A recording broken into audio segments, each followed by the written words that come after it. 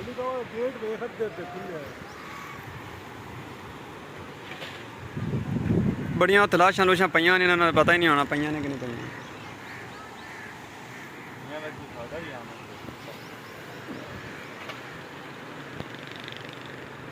हाथ बड़े मजबूत पाए होने मैं मोबाइल नूं।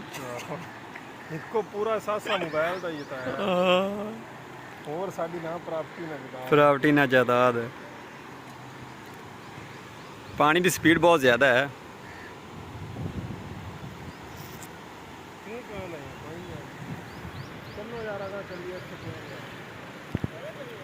हम टावर चलिए आज टावर